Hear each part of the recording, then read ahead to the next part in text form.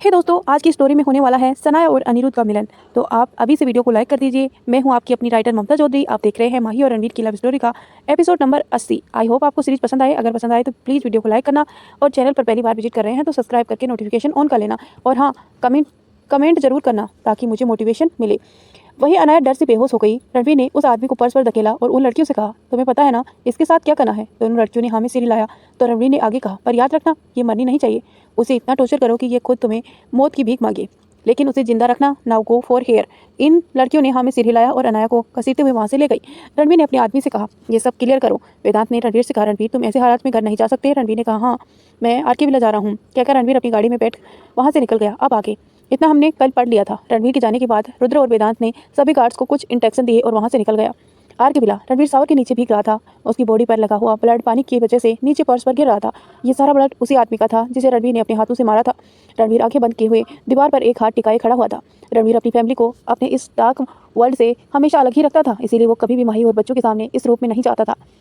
रणवीर के जहन में बीती बातें घूम रही थी। फ्लैशबैक कल रात ही जब वो घर से वापस हॉस्पिटल के लिए आ रहा था, तभी उसके पास अनिरुद्ध का फोन आया था। अनिरुद्ध ने उसे मिलने के लिए बुलाया था। रणवीर को पहले तो हैरानी हुई, क्योंकि अनिरुद्ध उसे कभी ऐसा फ़ोन नहीं करता था और न ही कभी रणवीर उसे फ़ोन करता था। दोनों हमेशा ही एक दूसरे को अपने दुश्मन की तरह ही देखते थे। रणवीर ने फ़ोन पिक किया और जैसे ही वो कुछ कहने वाला था, सामने से अनिरुद्ध की आवाज़ आई, हेलो रणवीर, मुझे तुमसे ज़रूरी बात करनी है। रणवीर ने एक गहरी सांस लेते हुए कहा, देखो अनिरुद्ध, फिलहाल मैं तुमसे अभी कोई बात करने के मूड में नहीं हूँ। कहकर जैसे ही वो फोन डिस्कनेक्ट करने वाला था, अनिरुद्ध ने उसे रोकते हुए कहा, अगर बात माही के साथ हुए हादसे से जुड़ी हुई हो तब भी नहीं। अनिरुद्ध की ये बात सुनकर रणवीर की पकड़ अपने फोन पर कस गई। वो सर्द लहजे में बोला, माही के साथ हुए हादसे के बारे में तुम क्या जानते हो? कहीं तुम भी तो इसमें शामिल नहीं हो? अनिरुद्ध ने एक फीकी सी हंसी हंसते हुए कहा, अगर इसमें शामिल होता तो क्या मैं ऐसा सामने से तुम्हें कॉल करता? बिल्कुल, मैं तुम्हें खुद इस गुनहगार को सौंपना चाहता हूँ। मैं तुम्हें एक एड्रेस सेंड कर रहा हूँ, वहाँ आकर मिलो, फिर मैं तुम्हें सब बताता हूँ। कहकर अनिरुद्ध ने फोन डिस्कनेक्ट कर दिया। रणवीर ने एक नज़र अपने फ़ोन की तरफ देखा और उसे साइड की सीट पर फेंक कर उसकी गाड़ी यू टर्न में मोड़ी और ना चाहते हुए भी रणवीर को उसकी बात माननी पड़ी और वो उसी जगह पहुंचा जहां पर अनिरुद्ध ने उसे बुलाया था। रणवीर तो अच्छे से जानता था कि अनिरुद्ध किसकी बात कर रहा है। अनिरुद्ध किसकी बात कर रहा है, क्योंकि रणवीर का पूरा यकीन था कि इन सबके पीछे अनाया ही है। रणवीर जब उस जगह पहुंचा जहां पर अनिरुद्ध ने उसे बुलाया था, तो उसे उसकी गाड़ी से थोड़ी दूरी ही रोक दी। अनिरुद्ध अपनी गाड़ी के बाहर टेक लगाए हुए खड़ा उसी का वेट कर रहा था। रणवीर ने अपनी गाड़ी का डोर ओपन किया और अपनी गाड़ी से बाहर निकलकर अनिरुद्ध के सामने जाकर खड़ा हो गया और अपनी पॉकेट में हाथ डालकर एटीट्यूड से बोला, अब बोलो क्या कहना चाहते हो? अनिरुद्ध ने एक्सप्रेशन लेस फेस के साथ उसके चेहरे की तरफ देखा और पॉकेट में हाथ डालकर उसके सामने खड़े होकर बोला, जैसे तुम ढूंढ रहे हो उसे मैं खुद तुम्हारे पास लेकर आऊंगा। रणवीर ने अपनी आंखें छोटी करके उसे देखते हुए पूछा, तुम अनाया की बात कर रहे हो ना? भला तुम मेरी मदद क्यों करना चाहते हो? अनिरुद्ध ने उसे तिरछी सवाल के साथ कहा, मैं ये तुम्हारे लिए नहीं, माही के लिए कर रहा हूँ। माही का नाम अनिरुद्ध के मुंह से सुनकर रणवीर की मुट्ठी गुस्से से कस गई। उसने अपने दांत पीसते हुए कहा, माही का नाम अपनी जुबान से मत लो अनिरुद्ध, वरना तुम जानते हो ना कि मैं तुम्हारी क्या हालत करूंगा।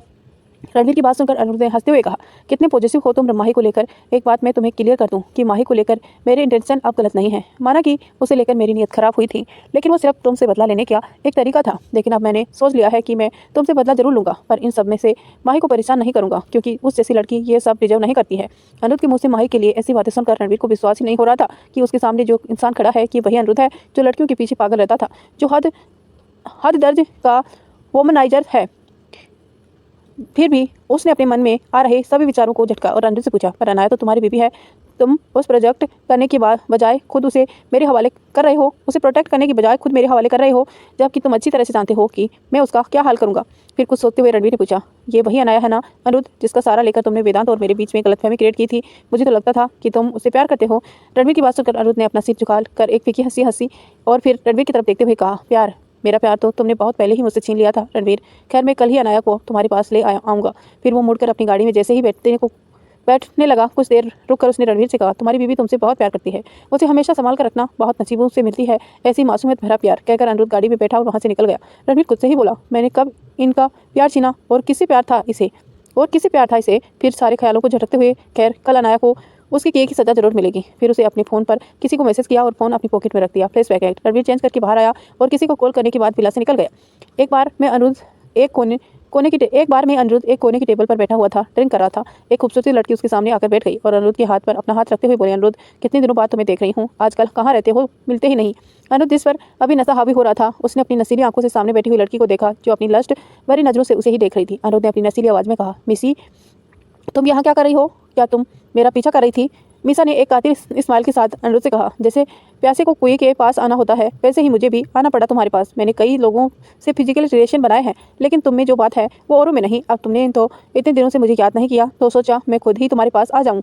कहते कि साथ ही वो अपनी जगह से उठकर उसकी गोद में आकर बैठ गई और उसके होठों पर अपने होठ रखकर उसे चूमने लगी। काफ़ी देर की किस के बाद भी जब अनिरुद्ध ने कोई रिस्पॉन्स नहीं दिया तो मीसा उससे थोड़ी दूर हुई और सवालिया नजरों से उसके चेहरे को देखने लगी। अनिरुद्ध का चेहरा एकदम भावहीन था। मीसा ने हैरानी से अनिरुद्ध से पूछा, क्या हुआ?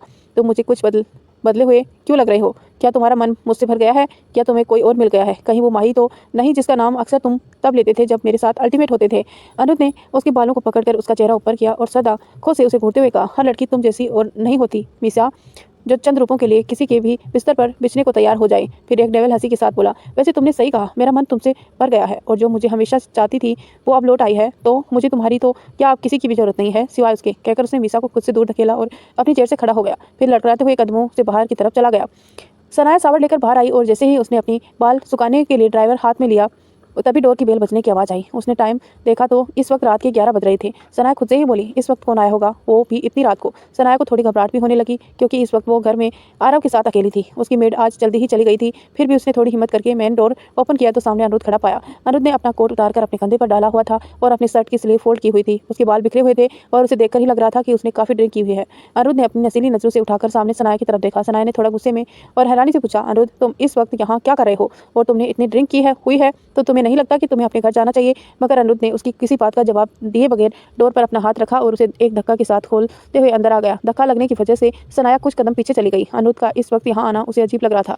अनिरुद्ध हॉल में आकर सोफे पर बैठ गया। उसने सामने टेबल पर अपने एक पैर पर दूसरा पैर रखते हुए सनाया से कहा, मुझे एक गिलास पानी मिलेगा? सनाया ने भी अजीब नजरों से घूरा और फिर पानी लेने के लिए किचन की तरफ बढ़ गई। कुछ देर बाद सनाया ने पानी का गिलास अनिरुद्ध के हाथ में पकड़ाया तो अनिरुद्ध ने सनाया को देखते हुए ही पूरा गिलास खाली कर दिया। अनिरुद्ध का इस वक्त यहाँ होना, वो भी शराब के नशे की हालत में, सनाया को बेचैन कर रहा था क्योंकि वो जानती थी कि अनिरुद्ध के दिल में उसके लिए क्या फीलिंग है। इसीलिए वो थोड़ा घबरा भी रही थी। इस वजह से वो चाहती थी कि अनिरुद्ध जल्द से जल्द यहाँ से चला जाए।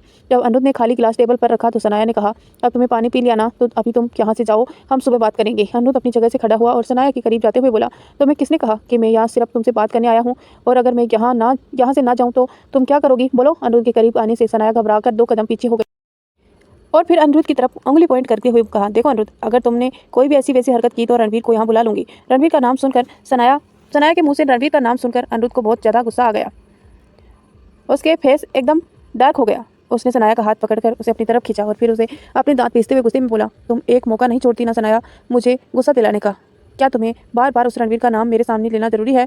सनाया समझ गई कि अनिरुद्ध को इतना गुस्सा क्यों आया। फिर उसने उसे थोड़ा शांत करते हुए कहा, देखो अनिरुद्ध, तुमने इस वक्त बहुत ड्रिंक की हुई है और अगर मैं घर पर अकेली हूँ इसीलिए तुम्हारा यहाँ रहना ठीक नहीं है। तुम प्लीज़ अपने घर जाओ। सनाया के ऐसे बात करने से अनिरुद्ध का गुस्सा कुछ हद तक शांत हुआ। फिर उसने सनाया को कसकर अपने गले लगा लिया। सनाया को गले लगाने से उसे जैसे एक सुकून सा मिल रहा था। उसकी भीगी हुई बाहों में अपना चेहरा छुपाकर बहुत धीरे से बोला, सनाया मुझे आज तुम्हारी ज़रूरत है। प्लीज़ तुम आज मेरी वही पहले वाली सनाया बन जाओ जिसके पास आकर मैं अपनी सारी परेशानियां भूल जाता था। अनिरुद्ध के ऐसे गले लगने से सनाया वहीं जम कर रह गई। उसे कुछ देर तक तो समझ ही नहीं आया कि वो क्या करे, कैसे रिएक्ट करे। लेकिन जब उसने अनिरुद्ध की बात सुनी तो एक दोस्त होने के नाते ही सही उसने उसकी पीठ सहलाते हुए कहा, अनिरुद्ध तुम इतना परेशान क्यों हो? कुछ हुआ है क्या? अनिरुद्ध ने उसकी किसी बात का कोई जवाब नहीं दिया। कुछ देर ऐसे ही रहने के बाद उसने सनाया के चेहरे की तरफ देखा। सनाया के बाल अभी भी भीगे हुए थे। उसे बहते पानी की बूंदें सनाया के चेहरे पर मोतियों की तरह जमी हुई थी। उसने इस वक्त नाइट सूट पहना हुआ था। डार्क ब्लू कलर का नाइट सूट में सनाया का गोरा रंग एकदम खिलकर आ रहा था। अनिरुद्ध ने सनाया के चेहरे को अपनी हथेलियों में भरा और अपने होठ सनाया के गाल पर जमी हुई पानी की बूंदों पर रख दिया। अनिरुद्ध की इस हरकत से सनाया उसे खुद से दूर करने लगी क्योंकि वो अभी भी डैनियल से ही प्यार करती थी और उसके अलावा किसी को अपने करीब नहीं आने देना चाहती थी। भले ही डैनियल उसके साथ नहीं था पर वो तो तन मन से उसी की थी, उसी की बनकर सारी जिंदगी रहना चाहती थी। सनाया ने उसे खुद से दूर करके हुए बोली, अनिरुद्ध ये क्या कर रहे हो तुम? अपनी लिमिट में रहो। अनिरुद्ध ने उसकी कमर पकड़कर उसे खुद के और करीब कर लिया और उसकी आंखों में देखते हुए बोला, इतने सालों तुम्हारा इंतजार किया है सनाया, अब मुझे खुद से दूर मत करो। तुम भले ही मुझसे प्यार ना करो पर मेरा प्यार हम दोनों के लिए काफ़ी होगा। प्लीज़ मेरे पास लौट आओ। आज तो तुम्हारे बिना खुद को अधूरा महसूस करता हूँ। प्लीज़ मेरे पास लौट आओ सनाया। कहते हुए अनिरुद्ध की आंखों में एक अलग ही दर्द दिख रहा था। वही दर्द उसकी आवाज़ में भी था जिसे सनाया अच्छे से महसूस कर पा रही थी। सनाया को अनिरुद्ध के लिए बुरा भी लग रहा था कि आज भी अनिरुद्ध सनाया के लिए दिए हुए दर्द को जी रहा था। अगर आज वो शराब के नशे में ना होता तो शायद ही वो सनाया के सामने अपने दिल की जज्बात रखता। वो अक्सर सबके सामने अपने मन की फीलिंग को छिपाता था। उसे अपनी इमेज सबके सामने एक रूड और बदतमीज इंसान की बनाई हुई थी। कोई भी उसे देखकर नहीं कह सकता था कि ये इंसान अंदर ही अंदर कितना टूटा हुआ है। सनाया ने अनिरुद्ध का हाथ अपनी कमर से हटाया और उसकी तरफ पीट करके खड़ी हो गई। सनाया का दिल इस वक्त गिल्ट से भर गया था जिस वजह से उसकी आंखें भी नम हो गई थी। वो अपनी नम आंखों से अनिरुद्ध को नहीं देखना चाहती थी। उसने चुपचाप अपने आंसू साफ किए और अनिरुद्ध की तरफ देखते हुए बोली, अनिरुद्ध, मैं तुम्हारी कभी नहीं हो सकती और ना ही तुम्हारी ज़िंदगी में लौट सकती हूँ। जैसे तुम मुझसे प्यार करना नहीं छोड़ सकते, वैसे ही मैं डैनियल से प्यार करना नहीं छोड़ सकती। फिर कुछ देर चुप रहकर उसने फिर से कहा, मैं डैनियल की जगह किसी को नहीं दे सकती अनिरुद्ध, प्लीज़ मुझे भूल जाओ और बेहतर होगा कि तुम यहाँ से चले जाओ। सनाया की बात सुनकर अनिरुद्ध के फेस एक्सप्रेशन बदलकर सख्त हो गए। जहाँ पहले उसके चेहरे पर एक दर्द नजर आ रहा था, वहाँ अब गुस्सा नजर आने लगा। वो आगे बढ़ा और सनाया के गालों को कसकर पकड़ते हुए बोला, मैं अब पहले वाला अनिरुद्ध नहीं हूँ सनाया, जिसने तुम्हें जाने दिया था। अगर इस बार तुमने मुझसे दूर जाने की कोशिश की तो मैं तुम्हारी जान ले लूंगा। कहकर उसने झटके से सनाया के गालों को छोड़ दिया और उसे अपनी गोदी में उठा लिया। सनाया उसे छूटने की कोशिश करते हुए बोली, क्या कर रहे हो तुम? मेरे साथ ऐसे जबरदस्ती नहीं कर सकते अनिरुद्ध, प्लीज छोड़ दो।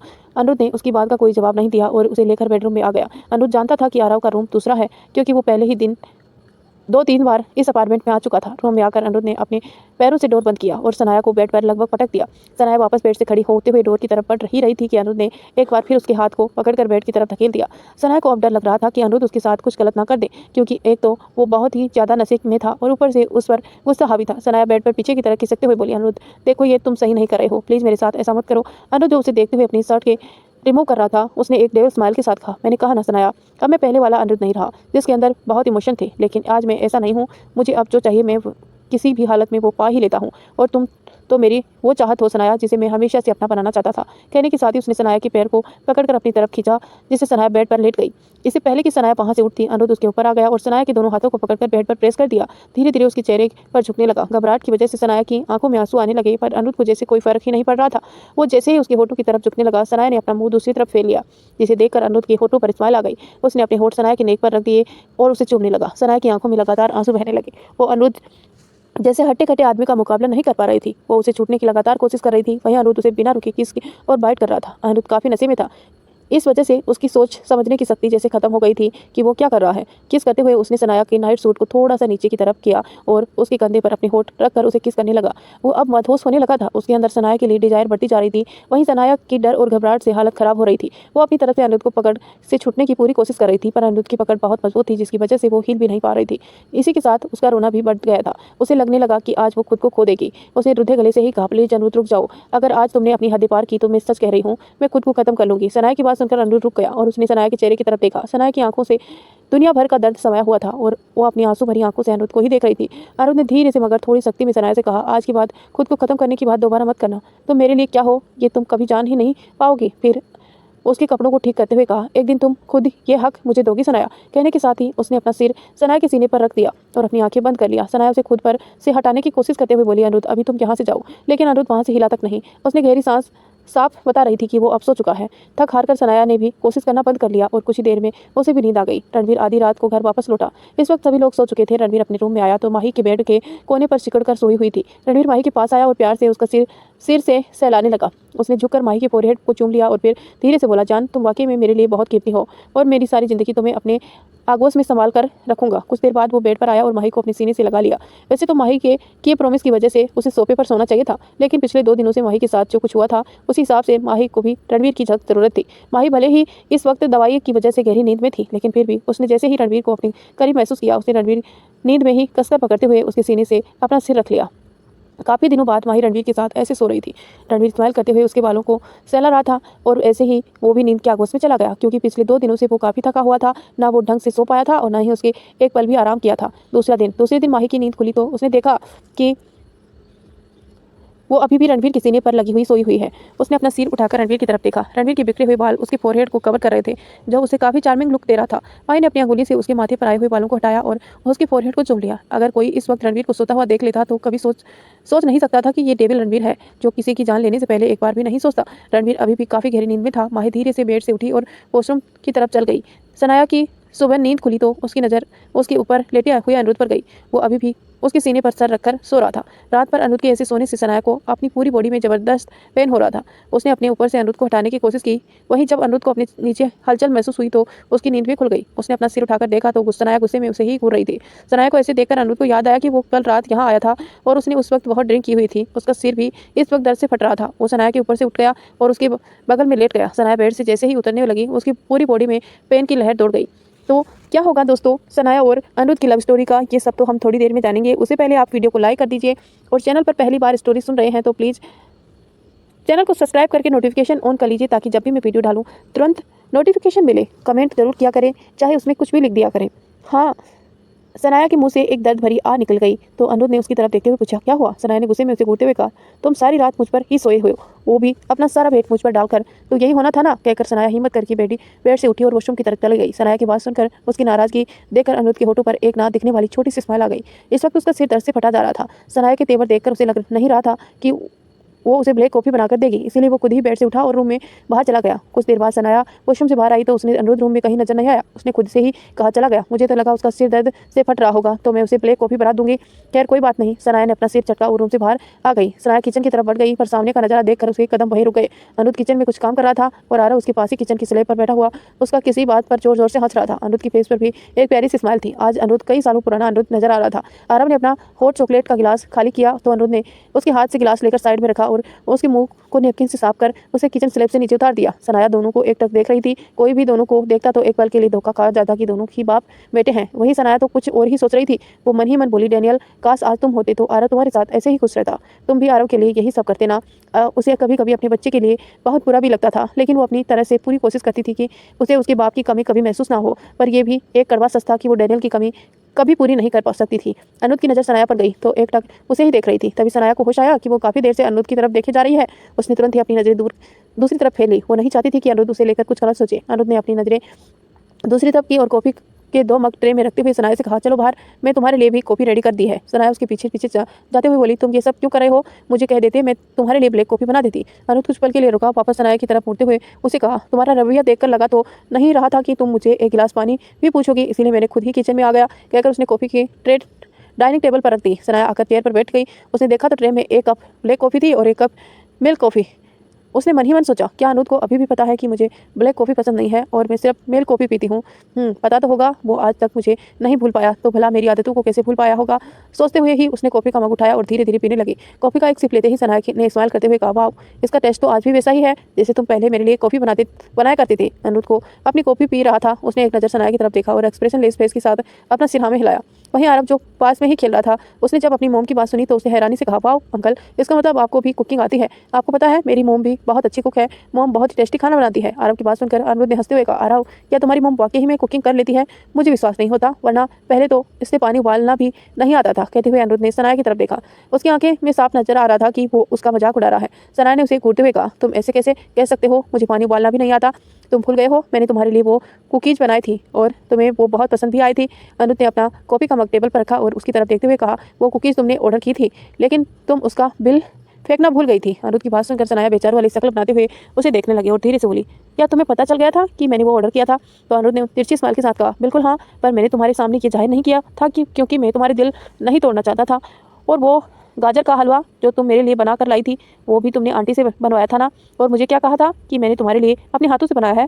मैंने आंटी के हाथों का खाना कई बार खाया है तो मैं उनके हाथों का टेस्ट अच्छे से पहचानता था। अब सनाया इधर उधर देखने लगी। फिर उसकी नज़र अपने बेटे पर गई जो गौर से उसकी बात को सुन रहा था। सनाया ने आरव से कहा, बेबी, अपने रूम में जाकर खेलो। आरव ने अपना टॉय उठाया और अपने रूम में चला गया। फिर सनाया ने अनिरुद्ध की तरफ घूरते हुए कहा, आरव के सामने में ये सारी बातें करना जरूरी है क्या? अनिरुद्ध ने लापरवाही से कहा, मैंने ऐसा भी क्या कहा दिया आरव से? मैंने उसे ये थोड़ी बताया है कि तुम पढ़ाई में कितनी वीक थी और अपना सारा होमवर्क भी मुझसे ही करवाती थी। मैं ही तुम्हें तुम्हारे सारे नोट्स बनाकर देता था, यहाँ तक कि मैथ के सारे सॉल्यूशन भी मैं ही तुम्हें समझाता था। बोलो अब बताऊं क्या आरव को? जाकर कहकर अनिरुद्ध जैसे ही चेयर से उठा, सनाया जल्दी से उसका हाथ पकड़कर उसे वापस बैठा दिया और उसकी तरफ अंगुली पॉइंट करते हुए कहा, खबरदार, जो मेरे बेटे को ये सब बताया तो मैं इतनी भी वीक नहीं थी। हाँ, मुझे स्कूल टाइम में थोड़ी बहुत परेशानी होती थी तो तुम मेरी थोड़ी बहुत हेल्प कर देते थे, लेकिन इसका मतलब ये नहीं है कि तुम मुझे पढ़ाई में वीक बोलो। अनिरुद्ध ने उसका मजाक उड़ाते हुए कहा, थोड़ी बहुत मुश्किल से पास होती थी तुम क्लास में, वो भी घसीट घसीट के, और बोलती है वीक नहीं थी। यहाँ अनिरुद्ध उसकी इज्जत का फलूदा किया जा रहा था और सनाया मन ही मन गुस्से में उबल रही थी। उसका मन कर रहा था कि वो अनिरुद्ध का गला ही दबा दे। अनिरुद्ध ने जब सनाया की तरफ देखा तो उसे ऐसा देख रही थी जैसे कच्चा ही खा जाएगी। अनिरुद्ध ने सनाया को लगभग ऑर्डर देते हुए कहा, अब ऐसा ही देखती रहोगी या जाकर ब्रेकफास्ट भी बनाओगी? जाओ, जाकर मेरे लिए ब्रेकफास्ट बनाकर ले आओ। अनिरुद्ध के ऐसे ऑर्डर देने से सनाया हैरानी से आंखें बड़ी करके देखने लगी और उसने कहा, ओ हेलो, ऐसे ऑर्डर अपनी बीवी को जाकर दो, मुझे नहीं। अनिरुद्ध ने धीरे से कहा, अपनी फ्यूचर बीवी को ही तो दे रहा हूँ। सनाया ने पूछा, क्या? मैंने सुना नहीं। अनिरुद्ध ने अब सनाया की तरफ देखा और कहा, बेबी नहीं है मेरी। सनाया ने कन्फ्यूजन से पूछा, व्हाट, ये क्या कह रहे हो? अनाया कहीं चली गई है क्या? अनिरुद्ध ने कहा, अनाया अब मेरी बीवी नहीं है, मैंने उसे डिवोर्स दे दिया। सनाया शॉक्ड होकर उसके पास चेयर पर बैठ गई और उसे कहा, तो क्या तुमने कल इसी गम की इतनी शराब पी हुई थी? मैं सोच ही रही थी कि जरूरत कुछ हुआ है। सनाया ने अफसोस जताते हुए कहा, जैसे उसे अनिरुद्ध के लिए काफ़ी दुख हो रहा हो। अनिरुद्ध ने सनाया की तरफ अजीब नजर से देखते और कहा, तुम्हें किसने कहा कि मैं दुखी था? मैं तो कल बार में सेलिब्रेट करने के लिए गया था और खुशी खुशी में कुछ ज़्यादा ही पी ली थी। सनाया ने अपनी भौहें सिकुड़ते हुए कहा, और फिर यहाँ आकर तुमने मेरी नींद हराम कर दी। तुम्हें पता है अभी तक मेरी पूरी बॉडी में पेन हो रहा है। सनाया की बात सुनकर अनिरुद्ध कुछ पलों के लिए उन पलों में चला गया जब वो सनाया को बहुत करीब था। उसे सनाया के करीब जाकर एक अलग ही सुकून और महसूस होता था। तभी उसकी नज़र सनाया की नेक पर गई, जिस पर अभी भी उसके दिए बाइट का निशान बना हुआ था, जो अब हल्का पर्पल कलर का नजर आ रहा था। उसका मन एक बार फिर सनाया के करीब जाने का हो रहा था, लेकिन उसे इस वक्त खुद को कंट्रोल करना ही सही समझा और अपना ध्यान डाइवर्ट करते हुए सनाया से कहा, अब जल्दी जाकर ब्रेकफास्ट बनाओ, वरना तुम्हारी सारी पोल में तुम्हारे बेटे के सामने खोल दूंगा कि तुम बचपन में कितनी शरारती थी और तुमने अपने स्कूल टाइम में क्या क्या शरारती की है, बोलो तो। अभी जाऊं? कहकर अनिरुद्ध ने जैसे ही चेयर से खड़ा हुआ, सनाया ने उसका हाथ पकड़कर उसे वापस चेयर पर बैठाते हुए कहा, तुम ये बात बात पर मुझे धमकी क्यों देते हो? जा रही हूँ ना, कहकर वो उठकर किचन की तरफ चली गई। अनिरुद्ध ने उसे पीछे से आवाज देते हुए कहा, थोड़ा जल्दी करना, आज हम दोनों को एक जरूरी मीटिंग के लिए भी जाना है और तुम भी रेडी होकर मेरे साथ ही चलना। कुछ दिनों बाद माही की चोट पूरी तरह से ठीक हो चुकी थी, इसीलिए आज वो रणवीर के साथ ऑफिस भी आई थी। माही को इतना तो पता चल गया था कि इस हादसे से पीछे अनाया का हाथ था। उसने कई बार रणवीर से पूछा भी कि उसे अनाया के साथ क्या किया। रणवीर ने उसे पूरा सच तो नहीं बताया, लेकिन उसे इतना जरूर बताया कि अनाया को उसके किए की सजा मिल गई है। माही रणवीर के केबिन में ही बैठकर अपना वर्क कर रही थी, क्योंकि रणवीर ने वहीं पर उसी के लिए एक डेस्क लगा दिया था। माही अपने काम में बहुत ही परफेक्ट थी और रणवीर भी काफ़ी हद तक माही के काम करने के तरीके से इम्प्रेस था। उसे नहीं पता था कि उसकी बीवी इतनी ज़्यादा टैलेंटेड है। वैसे रणवीर उसे पर्सनल ट्रेनिंग दे रहा था और माही की लर्निंग स्किल भी काफ़ी अच्छी थी, इसीलिए वो जल्द ही सब कुछ सीख रही थी। तो क्या होने वाला है आगे कहानी में, कैसे वो अनिरुद्ध और सनाया एक दूसरे से शादी करने वाले हैं, ये सब जानेंगे हम थोड़ी देर में। उससे पहले आप वीडियो को लाइक कर दीजिए और चैनल पर नए हैं तो प्लीज़ सब्सक्राइब करके नोटिफिकेशन ऑन कर लीजिए और एक प्यारा सा कमेंट भी हमारे लिए छोड़ देना। अनिरुद्ध की गाड़ी एक आलीशान बिल्डिंग के बाहर आकर रुकी। उसके बगल में सनाया बैठी हुई थी, जो अपने फ़ोन में कुछ देख रही थी। जब उसकी नज़र उस बिल्डिंग पर गई तो हैरानी से उसकी आंखें फैल गई। उसे फिर थोड़े गुस्से और नाराज़गी से अनिरुद्ध की तरफ देखा। अनिरुद्ध किसी नाराज़गी को समझ रहा था, पर जैसे ही उसकी नाराज़गी से कोई फर्क ही नहीं पड़ रहा था। उसने एक तेजी सवाल के साथ कहा, क्या हुआ, मीटिंग में नहीं चलना क्या? सनाया ने थोड़े गुस्से में उसे घूरते हुए कहा, तुम मुझे जानबूझकर यहाँ लाए हो ना? तुमने मुझे बताया क्यों नहीं कि तुम्हारी यहाँ मीटिंग कपूर इंडस्ट्री में है? अनिरुद्ध ने तिरछी नज़र से सनाया को देखते हुए कहा, जहाँ तक मुझे याद है कि तुम्हारा बॉस मैं हूँ और तुम मेरी सेक्रेटरी हो, तो उस हिसाब से मैं ही मेरे शेड्यूल के बारे में तुम्हें ज़्यादा पता होना चाहिए। तो तुम्हें यह भी पता होगा कि हमारी मीटिंग कहाँ थी। अब सनाया को बेहद गुस्सा आ रहा था अनिरुद्ध पर। यही सही था कि सभी शेड्यूल के बारे में सनाया को पता रहता था, लेकिन इस बारे में अनिरुद्ध ने जानबूझकर उसे छुपाया था। उसे ये बात तो बताया था कि उसे आज मीटिंग है, पर वह मीटिंग कहाँ है यह अनिरुद्ध ने उसे पता नहीं लगने दिया था। इसका मतलब साफ था कि वह जानबूझकर ऐसा कर रहा था। अब सनाया को इस बात की चिंता हो रही थी कि रणवीर का रिएक्शन क्या होगा जब उसे पता चलेगा कि वह अनिरुद्ध की पर्सनल असिस्टेंट की जॉब करती है। पता नहीं वह रणवीर को अपनी बात समझा भी पाएगी या नहीं। कुछ देर बाद मीटिंग हॉल में माहौल इस वक्त काफी सर्द था। जहाँ अनिरुद्ध की फेस पर एक डेविल स्माइल थी, वहीं रणवीर अपनी नजरों से सनाया को घूर रहा था। सनाया और माही दोनों के ही चेहरे का रंग उड़ा हुआ था। दोनों ही मन में प्रे कर रही थी कि कहीं रणवीर का गुस्सा भड़क न जाए। सनाया बेचारी वाली नजरों से माही को देख रही थी, जैसे उसे रिक्वेस्ट कर रही हो कि प्लीज रणवीर को संभाल लेना, वो बहुत गुस्से में लग रहा है। माही के सामने बैठे हुए वेदांत और रुद्र की तरफ देखा, जो भावहीन चेहरे के साथ कभी रणवीर को देखते तो कभी अनिरुद्ध को देख रहे थे। उन दोनों के ही मन में यही चल रहा था कि हमारा ये मीटिंग रूम जल्द से जल्द अब जंग का मैदान बनने वाला है। अब गोलाबारी कहाँ से पहले होती है ये देखना होगा। धीरे धीरे बाकी के नए इन्वेस्टर भी मीटिंग हॉल में आ गए। इसीलिए वेदांत ने मामले को गंभीरता को देखते हुए कहा, अब सारे इन्वेस्टर यहाँ मौजूद हैं तो मीटिंग शुरू करें। कुछ ही देर में मीटिंग शुरू हो गई और ये मीटिंग करीब 2 घंटे चली। मीटिंग खत्म होते ही सभी लोग एक एक करके मीटिंग हॉल से बाहर जाने लगे। वहीं अनिरुद्ध और रणवीर अपनी जगह बैठे हुए एक दूसरे को घूर रहे थे। वेदांत का अर्जेंट कॉल था तो उसे बाहर जाना पड़ा। माही ने इस सारे से सनाया को अपने साथ चलने के लिए कहा तो सनाया चुपचाप माही के साथ मीटिंग रूम से बाहर निकल गई। अब रूम में रुद्र, रणवीर और अनिरुद्ध ही बचे हुए थे। रणवीर ने रुद्र से कहा, रुद्र तुम इस रूम से बाहर जाओ, मुझे अनिरुद्ध से कुछ जरूरी बात करनी है। रुद्र में एक नज़र अनिरुद्ध और रणवीर की तरफ देखा और फाइल उठाकर रूम से बाहर चला गया। अब अनिरुद्ध और ने चुप्पी तोड़ते हुए रणवीर से कहा, इतना घूर कर क्या देख रहे थे मेरी पर्सनल असिस्टेंट को? रणवीर ने बिना किसी भाव के कहा, तुम्हारी पीए मेरे दोस्त की बीवी भी है, जिसकी जिम्मेदारी मेरे दोस्त ने मुझे दी है। वैसे वो तुम्हारे साथ कर क्या रही है और वो कब से तुम्हारी जॉब करने लगी है? रणवीर की बात सुनकर पहले तो अनिरुद्ध हंसा और फिर अपनी हंसी कंट्रोल करते हुए बोला, कमाल है रणवीर, तुम्हारी दोस्त की बीवी जिसकी जिम्मेदारी तुम उठा रहे हो, उसने तुम्हें ये भी नहीं बताया कि वो कब से मेरे साथ जॉब कर रही है? रणवीर ने इरिटेट होते हुए कहा, अपनी बकवास बंद करो और जो पूछा है उसका सीधा सीधा जवाब दो। अब अनिरुद्ध ने कोल्ड एक्सप्रेशन के साथ कहा, I am under no observation to answer your question, और अगर तुम्हें जवाब चाहिए तो अपनी उसी दोस्त की बीवी से मांगना, मुझसे नहीं, कहकर अनिरुद्ध अपनी जगह से खड़ा हुआ और रूम से बाहर निकल गया। सनाया और माही दोनों ही रूम से बाहर इधर उधर चक्कर काट रही थी। दोनों के चेहरे पर बेचैनी साफ नजर आ रही थी। तभी अनिरुद्ध रूम के बाहर आया और उसने दोनों की तरफ देखा। दोनों ने जब अनिरुद्ध को देखा तो अपनी अपनी जगह पर रुक गई। माही ने तो अनिरुद्ध को देखते ही अपनी नजरें उससे फेर ली। अनिरुद्ध माही की तरफ ही देख रहा था। उसने सनाया से कहा, सनाया तुम जाकर गाड़ी में बैठो, मैं अभी आ रहा हूँ। सनाया कुछ कहने ही वाली थी कि अनिरुद्ध ने एक बार फिर थोड़ी सख्ती से कहा, मैंने कहा तुम जाकर गाड़ी में बैठो, मेरा वेट करो, मैं अभी आ रहा हूँ। अब सनाया के पास कोई चारा ही नहीं था उसकी बात मानने के अलावा। उसने एक नजर माही की तरफ देखा और फिर वहाँ से चली गई। माही ने जब सनाया को जाते हुए देखा तो वो भी वहाँ से जाने लगी। तभी अनिरुद्ध ने उसे पीछे से आवाज़ देकर रोकते हुए कहा, माही रुको, मुझे तुमसे कुछ बात करनी है। माही कुछ कदम ही चली थी कि अनिरुद्ध की आवाज़ सुनकर वो रुक गई। उसने पलटकर अनिरुद्ध की तरफ देखा। अनिरुद्ध उसके पास आया और कुछ सोचते हुए बोला, तुम्हारी चोट अब कैसी है? माही ने बिना अनिरुद्ध की तरफ देखते हुए कहा, हाँ अब ठीक है। वैसे तुम्हारी बीवी ने कोई कसर नहीं छोड़ी थी मुझे ऊपर पहुंचाने में। माही का बोलने का तरीका कुछ ऐसा था कि ना चाहते हुए भी अनिरुद्ध के चेहरे पर स्माइल आ गई। फिर भी उसे अपनी स्माइल बहुत जल्द छुपा भी ली। उसने फिर माही से कहा, मैं तुमसे कुछ कहना चाहता हूँ। माही ने अब सवालिया नजरों से अनिरुद्ध की तरफ देखा। अनिरुद्ध ने कुछ सोते हुए कहा, सॉरी, मैंने आज तक तुम्हारे साथ जितनी भी बदतमीजी की है उसके लिए। माही हैरानी से उसे देख रही थी। उसने सामने खड़ा इंसान वही है जो जब भी उसके सामने आता था उसे सिर्फ परेशानी करता था। अनिरुद्ध ने एक बार फिर कहा, मेरी तुमसे कोई पर्सनल दुश्मनी नहीं है, मैंने तुम्हें परेशान किया सिर्फ रणवीर के बदले लेने के लिए, क्योंकि मैं रणवीर को कभी माफ़ नहीं करूँगा। माही ने कुछ पल सोचा और फिर थोड़ी हिम्मत करके अनिरुद्ध से कहा, देखो अनिरुद्ध, तुम रणवीर को गलत समझ रहे हो, उसे तो तुम्हारे और सनाया के बारे में कुछ पता ही नहीं है।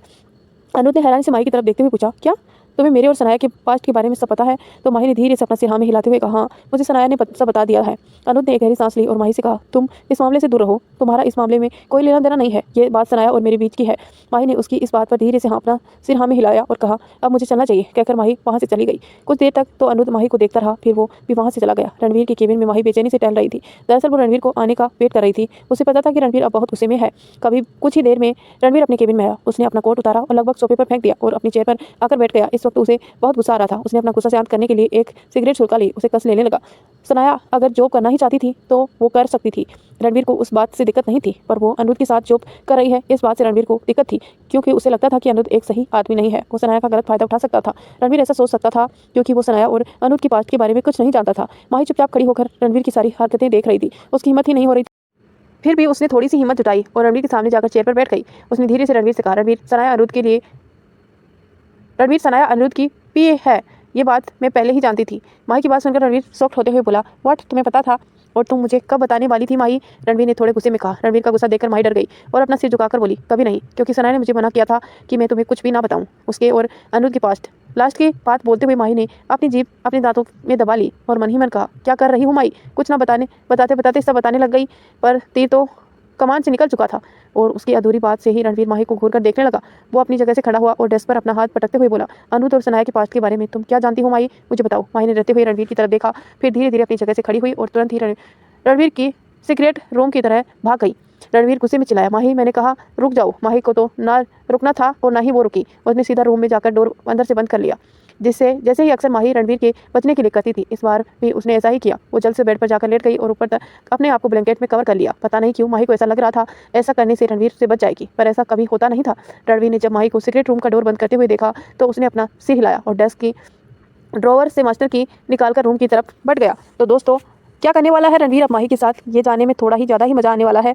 उसके लिए आप वीडियो को लाइक करें और चैनल को सब्सक्राइब करें। ये तो हम आपको नेक्स्ट एपिसोड में बताएंगे, तो बने रहिए हमारे चैनल के साथ और हमें कमेंट करना ज़रूर, क्योंकि अगर आपने कमेंट नहीं किया तो हम कहानी को जल्द से जल्द एंड करने के बारे में सोचेंगे, और अगर कमेंट किया तो हम कहानी को कंटिन्यू रखेंगे। धन्यवाद दोस्तों, यहाँ तक बने रहने के लिए।